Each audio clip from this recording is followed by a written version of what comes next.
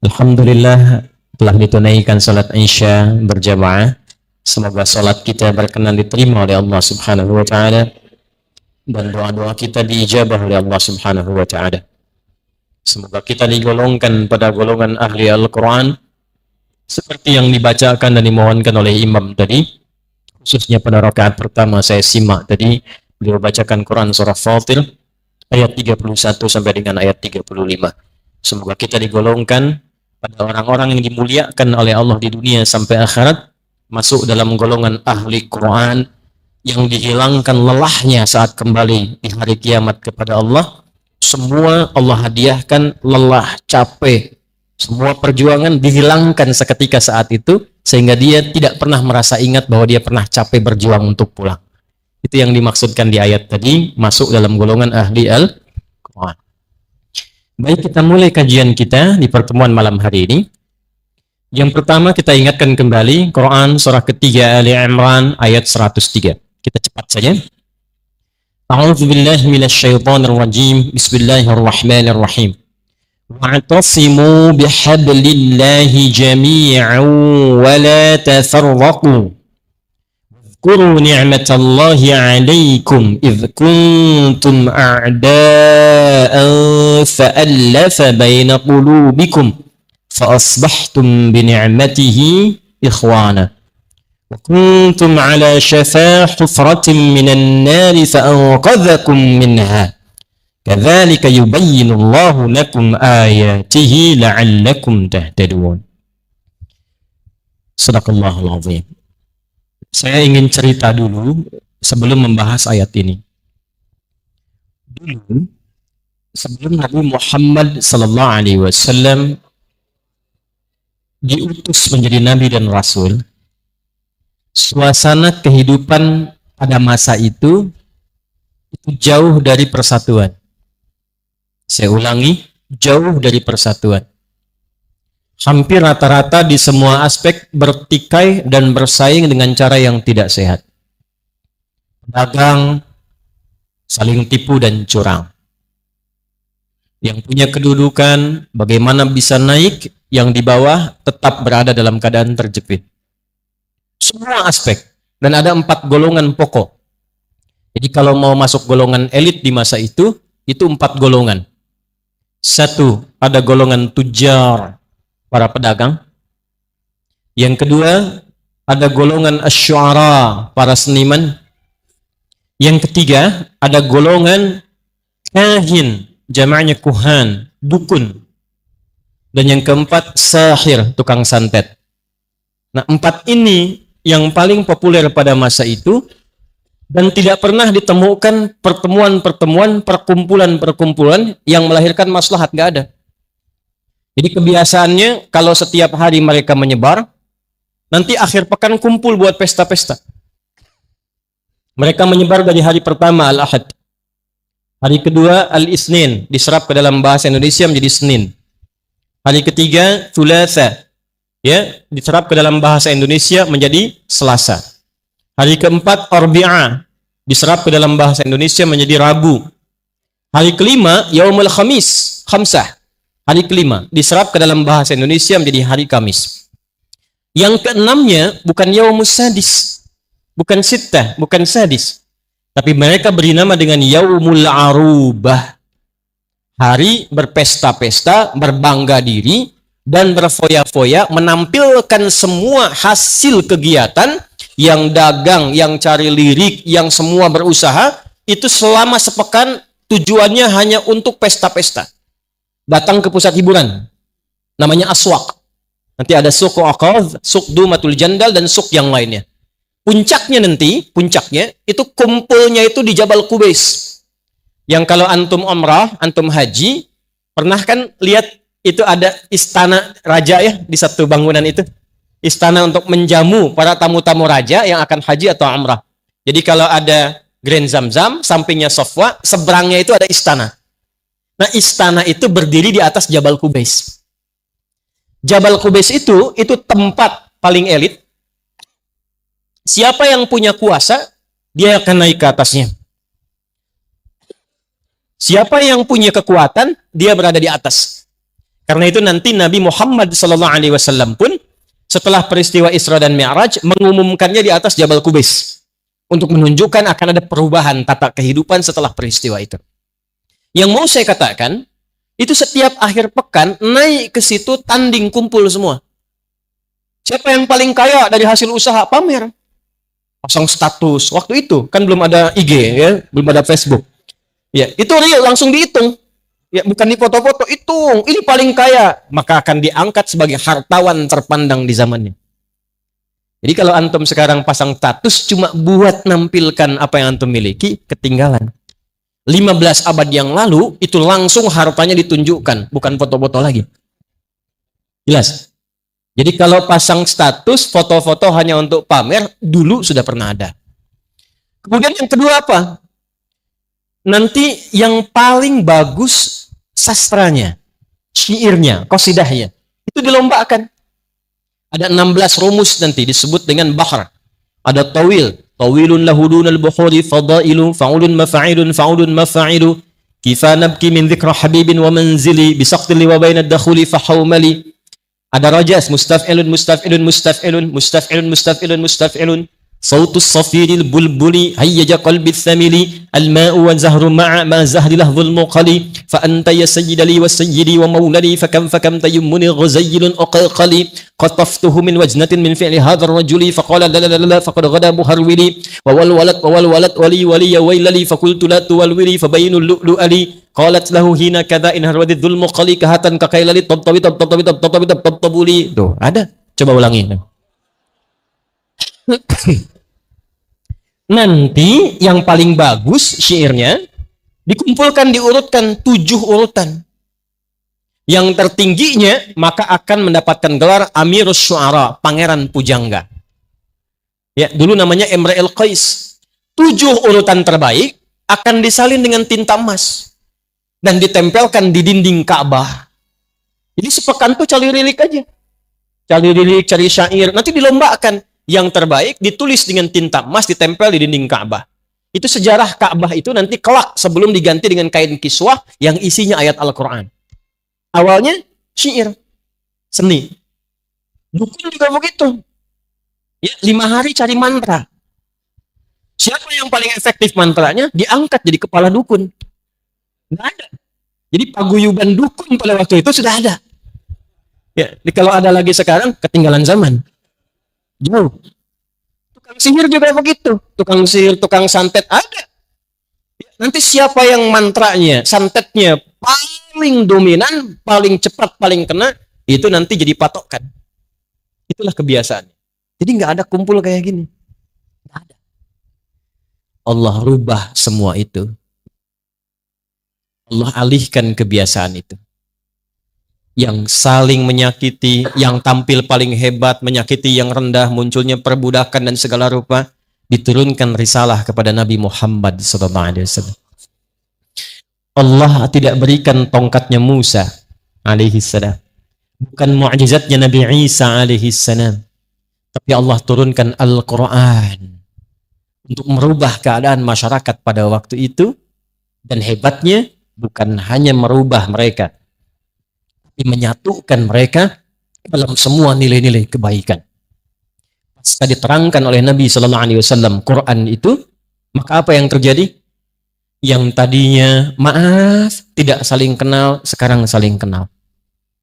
Yang tadinya acuh tak acuh, sekarang saling sapa. Yang tadinya saling menzalimi, sekarang saling membantu.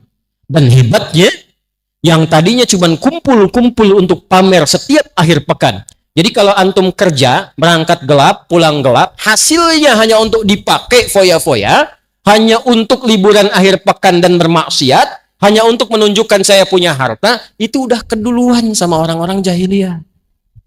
Sudah ada dulu. Nah, ketika Allah turunkan Al-Quran, dirubah sifatnya. Yang tadinya arubah, dirubah langsung namanya menjadi Jum'ah. Menjadi apa? Jumu'ah. Ini asalnya ibadah Jumat. Jadi nama Jumat ini asalnya untuk merubah keadaan jahiliyah tadi menjadi keadaan hidup yang lebih baik dan berkah. Maka turunlah Quran surah ke-62 Al-Jumu'ah itu, khususnya di ayat 9 sampai dengan 11. Ya ayyuhalladzina amanu idza nudiya lis-salati min yaumil jumu'ati fas'au ila dzikrillah. Perhatikan.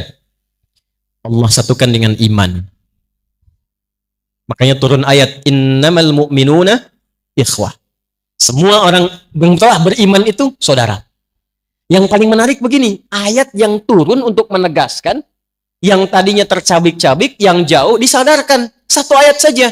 Sepanjang kalian sudah beriman, kalian saudara, kata Allah. Setelah itu dikumpulkan. Kalau sudah beriman, pola hidupnya mesti berubah. Pekerjaan mesti tertata. Turun ayat membimbing. Begini cara bangun tidur. Begini cara menyusun pekerjaan.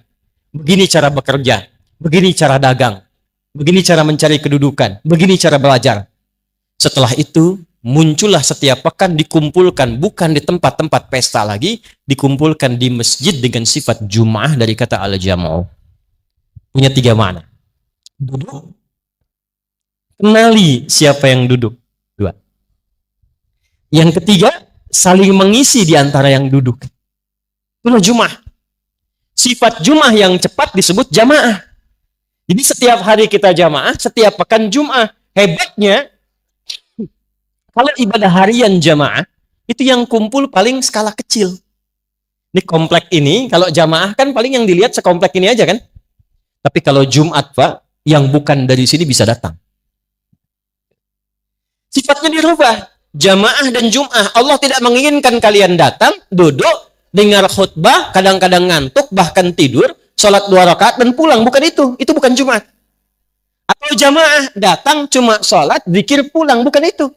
Tidak ada satu pun yang ke masjid di zaman Nabi, kecuali dia kenal siapa yang duduk di sampingnya.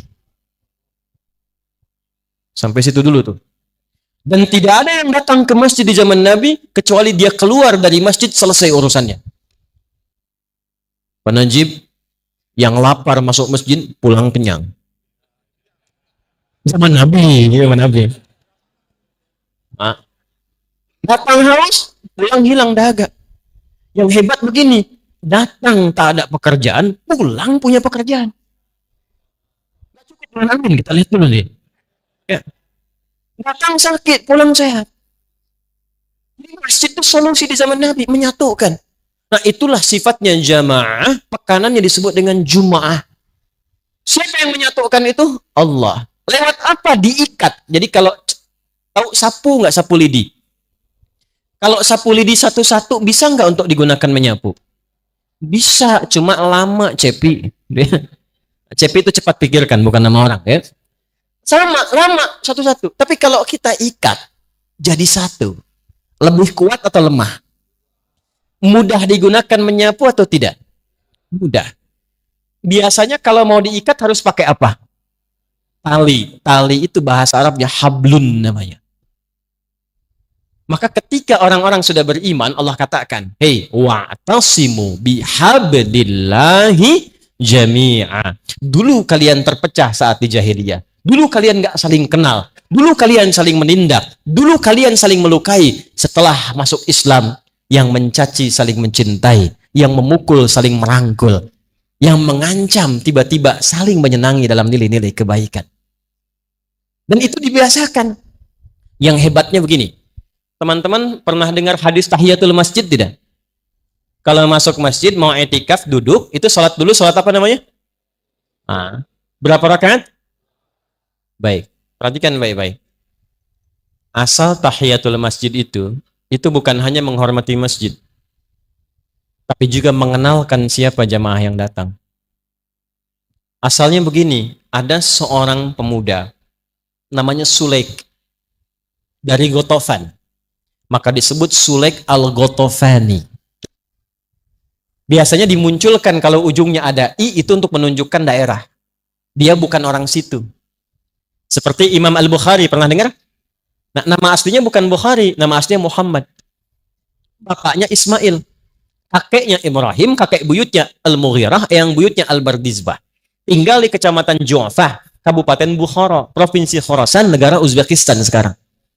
Karena beliau datang ke Arab memperkenalkan, saya bukan orang sini, saya dari Bukhara. Maka tambahkan al di depannya, ujungnya i. Ana al-Bukhari. Palembang mesti bangga. Zaman dulu ada seorang syekh besar dari Palembang. Jadi mufti di Masjidil Haram. Namanya sama dengan ustadz kita, sahabat kami itu, Ustadz Abdul Somad. Namanya Syekh Abdul Somad Al-Palembangi. Gitu. Betul. Betul. Sama, dulu ada dari Padang ada. Syekh Yasin Al-Padangi. Itu musnid dunia gelarnya. Orang yang hafal hadis paling tinggi sedunia dengan sanadnya. Bukan cuma isinya. Tapi dari siapa, dari siapa, dari siapa sampai ke Rasulullah SAW. Itu mufti besarnya orang Padang. Namanya Syekh Yasin Al-Padangi. Nanti ahli di bidang fikihnya ada lagi. Ya, siapa dia? Syekh Nawawi. Dari mana? Banten. Dikenal Syekh Nawawi Al-Banten. Di antara murid populernya 3. Ya. 1, Syekh Ahmad Dahlan, Muhammad Darwish yang mendirikan Muhammadiyah 18 November 1912. Yang kedua, Hadratus Syekh Muhammad Hashim bin Ash'ari yang mendirikan Nahdlatul Ulama 31 Januari 1926. Ya. Kemudian ada satu lagi tuh. Yang dari Banten, dari Caringin, namanya Buya Asnawi. Dan 3-tiganya kompak pulang ke Nusantara jadi ulama hebat. Ya, tapi diawalkan pakai al, ujungnya i menunjukkan daerah. Itu sampai sekarang masih berlaku. Ya. Jadi kalau Pak Najib mau umrah, boleh. Ana Najib Al-Palembangi Al-Jalan Bang Rayai. Itu boleh, sah. Nah, ini Sulek dari Gotofan. Sulek Al-Gotofani datang ke masjid, Nabi sedang bicara, memberikan tausiah. Tiba-tiba langsung duduk. Maka Nabi berkata begini, qala Rasulullah sallallahu alaihi wasallam, atau kama qala, "Idza dakhala ahadukumul masjida fala yajlis hatta yusalli rak'atain." Kalau ada di antara Anda, Allahu Akbar, Nabi kita terlembutnya, tidak pernah menyakiti kata-katanya itu. Sallu ala Nabi. Sudah tahu, yang nggak tahu itu sulit, tapi Nabi bikin kalimatnya umum supaya tidak menyakiti orangnya. Jika Anda di antara Anda jamaah yang pengen masuk masjid dan duduk i'tikaf walaupun sementara, kata Nabi, jangan langsung duduk tapi sholat dulu 2 rakaat. Orang Madinah sudah pada tahu masuk masjid itu sholat dulu 2 rakaat. Tapi karena ini dari Gotofan, nggak tahu itu. Nabi ingin tunjukkan ini ada saudara kita baru. Bukan dari sini. Coba lihat siapa dia, apa keperluannya, jangan sampai dia datang tidak menyelesaikan kepulangannya saat pulang. Tidak menyelesaikan keperluannya saat pulang. Makanya viral kisah, orang datang aja lapar, rebutan kok ngasih makanan. Pernah dengar kisah, ada jamaah datang? Ya, kata Nabi, ini ada tamu dengan kita, siapa yang mau menjamu? Semua angkat tangan, Pak. Semua. Dan gak ada beda. Yang cukup, yang dipandang miskin, yang disebut kaya, semua angkat tangan. Dan qadarullah, yang angkat tangan pertama itu yang hidupnya tuh sederhana. Bahkan rumahnya itu kurang lebih RS7 lah. Ya. Ruangan sangat sempit sekali sehingga selonjoran saja susah. Gitu. Sisa makanannya itu cuma beberapa sendok untuk anaknya. Yang hidup di situ suami, istri, anak. Tapi dengan kebanggaan angkat tangan. Saya akan menjamu ya Rasulullah. Yang lain angkat, keduluan beliau. Kata Nabi, si fulan yang menjamu. Pulang ke rumah begitu datang, istriku, kita punya kabar gembira. Kabar gembira. Jadi melihat pahala itu peluang. Jadi dalam bayangan mereka itu karena mereka merasa punya Allah dan yakin akan meninggal. Jadi yang ditatap itu setiap amal soleh peluang untuk bertemu Allah nih, peluang cari bekal nih. Mereka sudah merasa rezeki itu diatur, rezeki sudah teratur, ngapain kita susah-susah? Rezeki sudah teratur, tinggal ikhtiar. Yang belum teratur itu mengkonversi rezeki sehingga menjadi bekal yang baik untuk pulang. Maka apa yang terjadi? Ini peluang nih. Ada apa, Pak? Tamu. Istri menidurkan dulu anaknya. Begitu selesai, suami siap-siap, piring sudah ditata, lampu dipadamkan. Ini mohon maaf ya bahasa kitanya ini penghematan katanya. Jadi kita makannya biar enak-enak, nyaman. Istri sudah siap, suami bawa, hidangkan semua. Jadi yang satu makan dengan lahapnya, yang satu lagi tak tek tok kayak seperti orang makan. Anaknya tidur dalam keadaan menahan lapar. Ditidurkan oleh ibunya dalam keadaan menahan lapar. Besoknya begitu selesai tamunya kenyang pulang. Dia nggak tahu yang menjamu itu pun tidur semua dalam keadaan lapar. Tapi mereka kenyang dengan ridha Allah subhanahu wa ta'ala. Makanya sedikit makan tuh kalau ibadahnya banyak, makan minum tuh sedikit. Coba saat puasa. Nafsu banyak, ibadahnya banyak. Begitu nafsu kalah, amal solehnya muncul, minum yang kita harapkan banyak, jus ini, jus itu, seteguk teh manis kenyang. Ya? Maka apa yang terjadi? Turunlah Quran surah 59 ayat 9 sampai 10 itu. Wa yu'thiruna ala anfusihim walau kana bihim khasasah. Dipuji langsung oleh Allah. Itu masa-masa indah di era Nabi sallallahu alaihi wasallam. Jadi nggak ada satupun orang datang kecuali kenal, dan kumpulnya bukan cuma begini saja. Hati mereka pun kumpul. Jadi nggak cuma datang gini, datang, dengar tausiah, pulang, nggak kenal lagi. Tidak begitu. Nggak begitu. Kalau begitu jahiliyah banyak. Datang, kata Abu Jahal nih. Begitu datang semua sampaikan, bubar lagi, nggak kenal lagi. Itu zamannya jahiliyah. Maka Allah sampaikan, wadhkuru ni'matallahi 'alaikum idz kuntum a'da'an fa'alafa baina qulubikum fa asbahtum bi ni'matihi ikhwana. Kata Allah, cukup yang bermusuhan itu zaman jahiliyah saja. Setelah kita berislam, beriman, tidak ada musuhan lagi. Yang terpecah belah itu cukup zaman jahiliyah saja. Justru dengan kita berislam itu kita punya komitmen untuk menyatu, bukan terpecah belah. Cukup saling memusuhi itu jahiliyah saja. Sebab kalau sudah beriman, fa asbahtum bi ni'matihi, nikmat iman itu yang pertama Allah berikan, menyatukan kita sebagai saudara. Itu poin pertama. Kenapa saya munculkan ayat ini? Karena kita kehilangan rohnya sekarang. Yang kumpul banyak, tapi nggak kenal satu dengan yang lainnya. Coba lihat saat sholat. Nabi itu sampai hafal posisi orang sholat. Si fulan sayap kanan pojok, si fulan sayap kiri, si fulan saf kesekian, si fulan gantian karena kainnya terbatas gantian dengan istrinya sampai ketahuan. Jumatan kenal semua. Nah sekarang kita kehilangan itu. Yang paling ironis, yang paling disayangkan adalah kadang-kadang sholatnya di tempat yang sama, kumpulnya di tempat yang sama, tapi masih memendam pertikaian dan permusuhan. Ittaqillah. Yang paling bahaya begini, ngajinya ayat yang sama, Qur'annya sama, 114 surat, tapi ternyata selesai ngaji kok saling mencela. Saling bermusuhan. Sehingga alih-alih menjadi kuat, alih-alih saling mengisi, alih-alih saling ibadah, yang terjadi apa? Terpecah belah. Setelah terpecah apa? Ini yang paling bahaya. Orientasi hidupnya berubah dari mengejar akhirat menjadi mengejar dunia. Konsekuensinya ketika ini tidak dipraktekkan, di masjid nggak dipraktekkan, kumpul dalam ta'lim nggak dipraktekkan, maka turunlah hadis Nabi yang disampaikan asisten Nabi namanya Thauban, Maula Rasulullah sallallahu alaihi wasallam. Apa kata Nabi? Saya bacakan, setelah itu kita urutkan kurikulumnya. Fokus. Qala Rasulullah sallallahu alaihi wasallam, yushiku an tada'a alaikumul umam kama tada'al akalatu ala qas'atiha.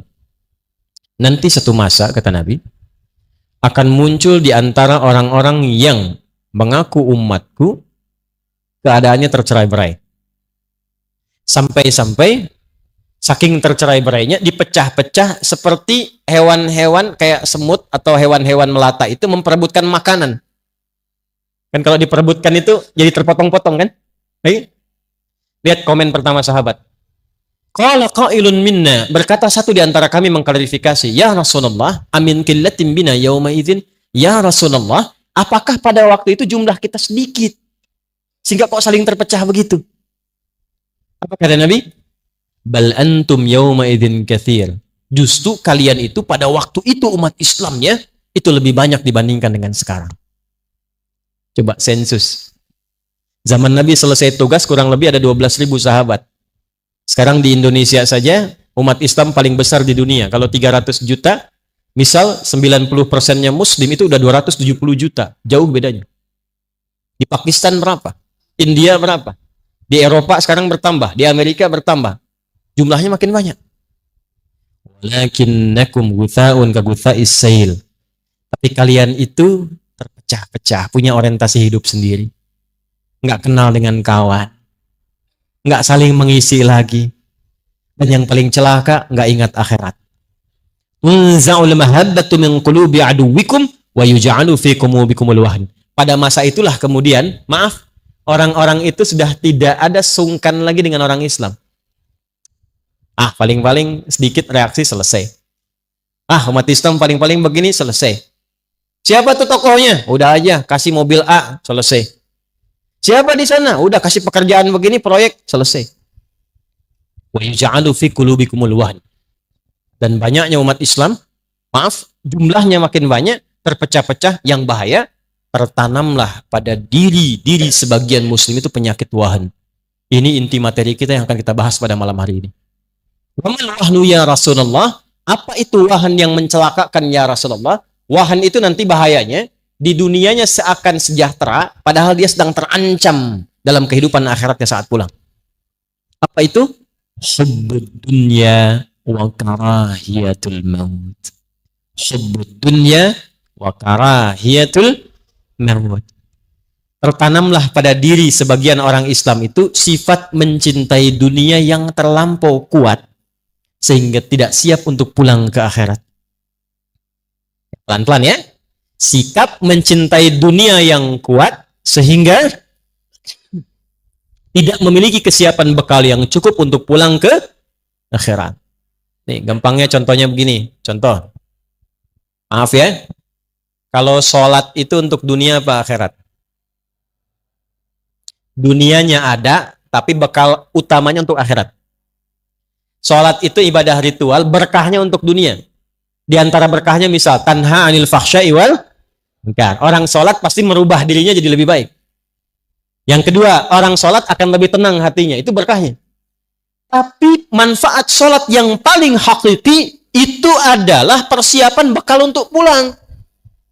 Itu yang saat kita selesai sholat dituliskan pahalanya. Baru niat dituliskan pahalanya. 10 kebaikan, 27 derajat. Itu yang dimaksud 10, 27 itu apa? Itu bekal untuk pulang. Karena yang antum pakai sekarang, bajunya, pecinya, mukena ibu-ibu yang sekarang pakai, itu semua nggak dibawa ke akhirat. Ke alam kubur aja nggak dipakai. Selesai semua dunia. Yang dibawa pulang hasil dari sholatnya. Itu yang disebut pahala oleh kita. Nah cuman nanti kata Nabi, ada satu masa, orang nggak ingat pulang. Jadi yang dicari dunia semua. Contoh gampangnya begini. Anda pilih mana kalau sedang ada Jumatan, Anda ditawari pekerjaan, gajinya 100 juta per bulan, tapi harus meninggalkan Jumat. Pilih mana? 100 juta tidak Jumatan atau 100 ribu Jumatan? Masa? Sekarang ada kok orang jadi kasir di toko aja ninggalin Jumatan? Kejadian nggak sekarang? Kayak yang pengusaha-pengusaha tuh, yang sedang tanda tangan proyek.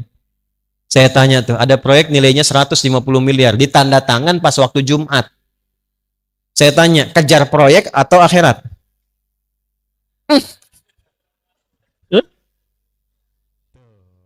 Ini masalah kita. Kan tadi sudah kita sadar, dunia itu sudah terukur. Semua sudah diatur. Kita Jumatan pun nggak kehilangan rezeki kita. Sudah teratur. Yang belum jelas itu adalah bekal kita untuk pulangnya.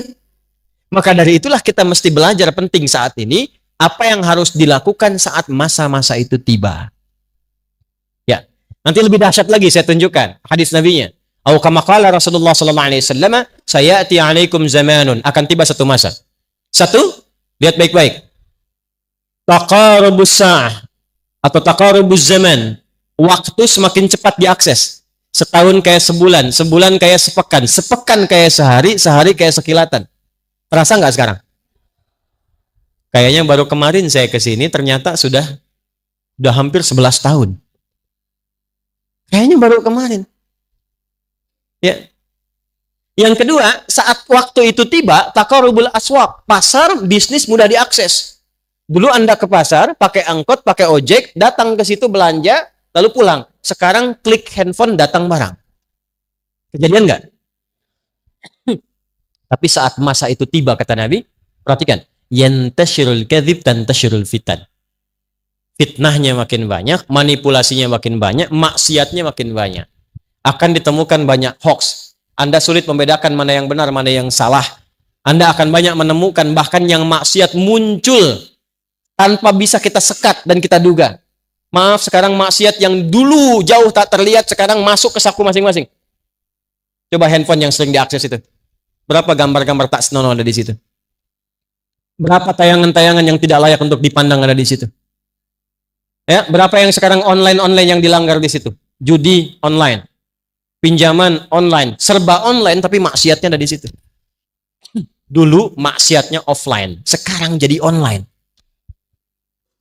Ada maksiat online sekarang. Dulu nggak ada, offline semua. Sekarang online. Kejadian nggak? Saat kita berada di masa itu, apa yang harus kita lakukan? Nah, ini adalah inti pembahasan kita di malam hari ini. Langkah-langkah strategis atau tips Al-Quran dan hadis mengatasi problematika di akhir zaman. Secepatnya. 1. Langkah yang pertama, nanti di hadis lain, jika sudah masuk di era itu, maka berlatih setidaknya meninggalkan maksiat. Ingat ya, saya ulangi, berlatih meninggalkan apa? Maksiat. Islam itu sifatnya 2. Ada amar ma'ruf, ada nahi, dan dua-duanya berpahala. Ingat itu. Jadi pahala itu bukan amar ma'ruf saja, sholat, amar ma'ruf, baca Quran, amar ma'ruf. Tapi saat yang bersamaan, maaf, meninggalkan maksiat. Ada pandangan dari gambar yang tak bagus, kita palingkan, dapat pahala. Awas. Diajak oleh teman ke tempat yang tidak baik, langkahnya kita palingkan, dapat pahala. Ada tayangan tak bagus, klik. Misalnya, keluar hal-hal yang tidak baik, kita kemudian palingkan, dapat pahala. Saat muncul era di mana maksiat sulit dikendalikan dan lebih banyak dibandingkan amar ma'ruf, maka pahala nahi mungkar lebih banyak dibandingkan dengan amar ma'ruf. Ingat, saat zamannya sudah berubah di mana nahi mungkar lebih banyak dibandingkan dengan amar ma'ruf, maka peluang pahala di nahi mungkar itu lebih berlipat dibandingkan dengan amar ma'rufnya tetap dikerjakan, sholatnya tetap dikerjakan, baca Quran tetap dikerjakan. Tapi yang paling ditekankan oleh Nabi adalah, yang paling penting, pada saat itu konsenlah kita untuk mencegah perbuatan maksiat. Gini. Sehari sholat berapa kali? Nah, itu masih standar. Ya kan? Itu masih apa? Nah, itu fardu, sifatnya wajib. Lihat sini. Kalau sudah ada iman, sholat 5 waktu itu otomatis diminta oleh hati kita untuk dikerjakan. Allahu Akbar, Allahu Akbar. Cepat sudah azan. Nggak ada orang ingatan pun, hati kita karena punya iman, imannya mengatakan, cepat sudah azan, siap-siap. Pernah begitu? Jadi amar ma'ruf itu kalau sudah fardu, otomatis di hati kita begitu. Sya'ban, mau Ramadan, itu otomatis. Sebentar lagi Ramadan tiba, siap-siap. Nggak ada ustadz ngasih tahu pun, karena punya iman, imannya memberitahu. Tapi saat yang bersamaan, nahi mungkarnya lebih banyak.